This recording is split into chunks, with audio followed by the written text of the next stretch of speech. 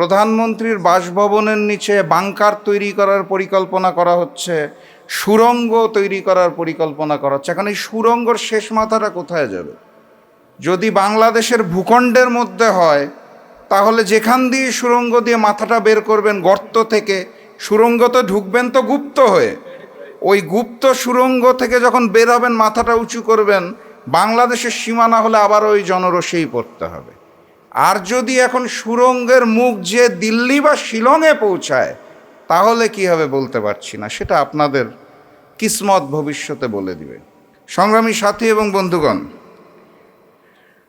বক্তব্য দেওয়ার কিছু নাই।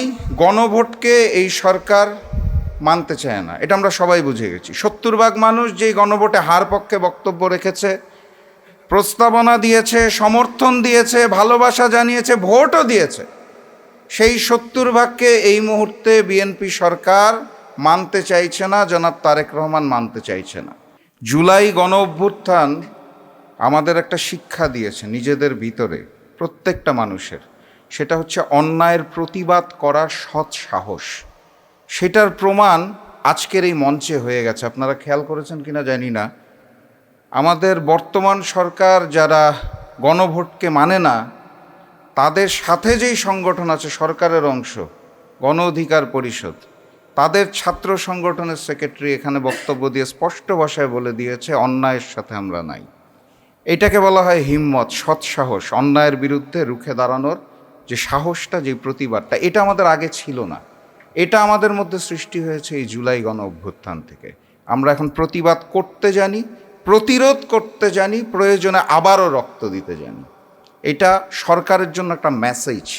আজকের এই সমাবেশ থেকে সরকারকে এই মেসেজটা নিতে হবে, না হলে ভবিষ্যতে তাদের জন্য ফ্যাসিস্ট শেখ হাসিনার চেয়েও বাজে পরিণতি আসতে যাচ্ছে। এটা সরকারও বুঝে। আমি নির্বাচনী প্রচারণার সময় বক্তব্যে বারবার বলতাম লন্ডন থেকে এক মুফতি এসেছে। এটা নিয়ে সবাই আমাকে প্রশ্ন করতো কেন। আমি বলতাম লন্ডন থেকে আসার পর উনি ইসলামের ইতিহাস বিকৃত করা শুরু করেছে, ওনাকে আমি কী নামে ডাকবো? এই কারণে বলি লন্ডনের মুফতি। তারপর দেখলাম উনি আসলে ইসলামের ইতিহাস না, উনি বাংলাদেশের ইতিহাসই পাল্টে দিচ্ছেন। ভূখণ্ডের আমের জায়গায় কাঁঠাল উৎপাদন সৃষ্টি করেছেন, রংপুরের জায়গায় বগুড়া বসায় দিচ্ছেন। এইভাবে করে উনি বাংলাদেশের ইতিহাসও পাল্টে দেওয়া শুরু করলেন। গতকালকে দেখলাম ইসলামের ইতিহাস, বাংলাদেশের ইতিহাস দরকার নাই। জনাব তারেক রহমান নিজের দলের ইতিহাসই তো জানে না।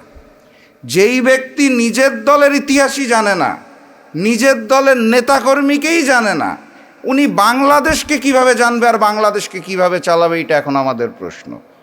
অতএব ওই যে উনি 3 বছর আগে ইন্তেকাল করা মজলুম জননেতা মৌলানা আব্দুল হামিদ খান ভাসানীকে 79 সালে এসে আবার কবর থেকে জীবিত করে দিতে পারেন যিনি, আমার মনে হয় ওনার চেষ্টা করা উচিত দেশনেত্রী বেগম খালেদা জিয়াকে জীবিত করা যায় কিনা। কারণ আমি নিশ্চিত দেশনেত্রী বেগম খালেদা জিয়া যদি কবর থেকে উঠে এসে আরেকবার দাঁড়াতে পারে, উনি এই 72-এর মুজিববাদী সংবিধানকে ছুঁড়ে মারবেন, সাথে সাথে তার কুলাঙ্গার পুত্র বাংলাদেশের মানুষের সাথে বেইমানি করা জনাব তারেক রহমানকেও ছুঁড়ে ফেলবেন। এটা আমি বিশ্বাস করি।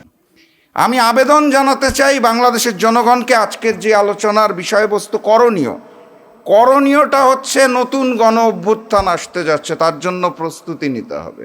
এইটা হচ্ছে আমাদের এখন করণীয়। কারণ দিল্লির পরিকল্পনায় শিলং থেকে ট্রেনিং প্রাপ্ত বাংলাদেশের প্রক্সি প্রধানমন্ত্রী সালাউদ্দিন সাহেবের নির্দেশনায় নতুন বাংলাদেশ চলবে না। কথাবার্তা পরিষ্কার, প্রস্তুতি গ্রহণ করুন। দেখা হবে নতুন গণ অভ্যুত্থানে, দেখা হবে নতুন বিজয়ে। বিজয়ের পথে যাত্রা শুরু, জীবন অথবা মৃত্যু। আসসালামু আলাইকুম। না মানি তো এটা তো আমাদের ঐক্যমত্য কমিশনে যেই সিদ্ধান্ত হয়েছে সে মেজরিটি ভিউ, আর যেগুলো ঐক্যমত্য, যেগুলো নোট অফ ডিসেন্ট দেওয়া হয়েছে ওগুলো হলো মাইনরিটি ভিউ, এবং মেজরিটি ভিউটাই গ্রহণযোগ্য, ওটাই সিদ্ধান্ত, ওটা নিয়েই গণভোট হয়েছে, ওটাই জনগণ অনুমোদন করেছে। তো এখন এগুলো এইসব খোঁড়া যুক্তি আমার কাছে বোধগম্য নয়। এবং তো আরও অনেক কিছু বলার আছে, যে আমি আর ওইগুলো বলবো না, ওটা অনেকেই বলবেন।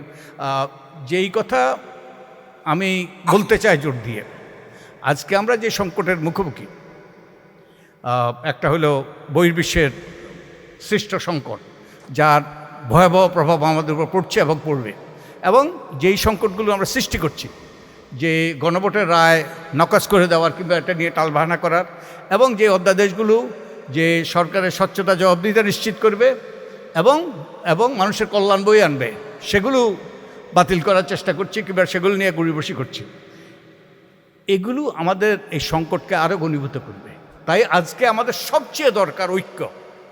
যে ঐক্যের মাধ্যমে, তোমাদের এই সকলের ঐক্যের মাধ্যমে, আমাদের এই তরুণদের নেতৃত্বে যে এই ঐক্য গড়ে উঠেছিল, সেই ঐক্যের মাধ্যমে আমরা স্বৈরাচারী ব্যবস্থার পতন ঘটিয়েছিলাম। একটা নূতন ভবিষ্যতের কথা আমরা সেদিন চিন্তা করেছিলাম, স্বপ্ন দেখেছিলাম। তো আজকে এটা ভণ্ডুল হতে যাচ্ছে আমাদের মধ্যে যে অনৈক্য এবং অহেতুক অনৈক্য, বিশেষত আমরা যারা নিজেরা সৃষ্টি করছি গণভোট নিয়ে গড়িবসি এবং একই সাথে এই অধ্যাদেশগুলো বাতিল করার মাধ্যমে। তো আমি একজন বয়োজ্যেষ্ঠ নাগরিক হিসাবে আমি অনুরোধ করতে চাই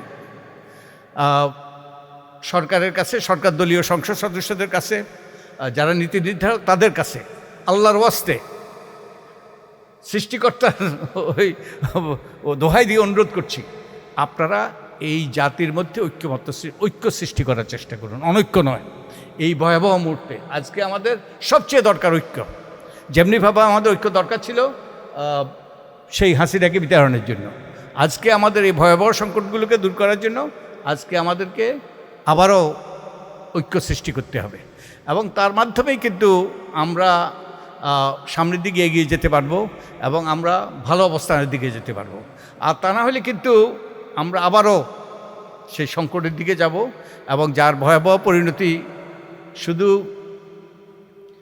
জনগণকে ভুগতে হবে না, জনগণকে আমরা সবাই ভুগবো এই পরিণতি, এবং ক্ষমতাসীন দল যারা আছে তারাও এর পরিণতি ভুগবে। তো আমি আশা করব যে আমরা ইতিহাস থেকে শিক্ষা গ্রহণ করব। এবং আরেকটা কথা আমি বলছিলাম গতকালকেই, দুটো কথা বলছিলাম। একটা হলো যে এটা কি এই 2/3 সংখ্যাগরিষ্ঠতার অভিশাপ কিনা, দি কার্স অফ দ্য 2/3 মেজরিটি, হ্যাঁ, সংসদীয় স্বৈরতন্ত্র। তারপরে আরেকটা হলো আমরা পুরানো পথে হাঁটছি এবং পুরানো পথে হেঁটে কিন্তু নূতন গন্তব্যে পৌঁছা যাবে না।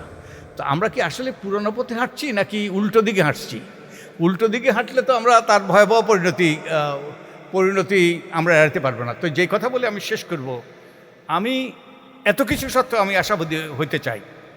কারণ আশাবাদী হওয়ার একটা কারণ হলো যে এখন এই যেই যা করার চেষ্টা করছে বর্তমান সরকার, মানুষ মেনে নিচ্ছে না।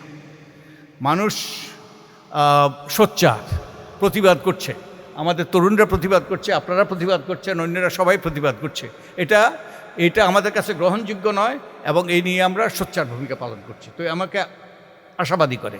যেমনিভাবে যেই 5ই আগস্টের আগে ওই যে কোনো বাধা তার রোধে নাকো পথ কেবলই সম্মুখে চলে, কোনো বাধা তার রোধে নাকো পথ কেবলই সম্মুখে চলে, এইরকম মানসিকতা, এইরকম দৃষ্টিভঙ্গি দিয়ে আমাদের তরুণরা আমাদেরকে নেতৃত্ব দিয়েছে। আমরা তাদের পাশে ছিলাম, তাদের সাথে ছিলাম।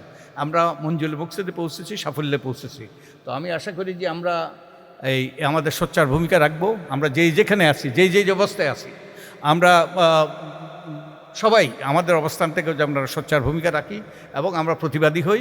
আমরা সত্যের পক্ষে, ন্যায়ের পক্ষে, মানুষের অধিকারের পক্ষে এবং একটা জবাবদিহিতামূলক গণতান্ত্রিক রাষ্ট্র প্রতিষ্ঠার পক্ষে।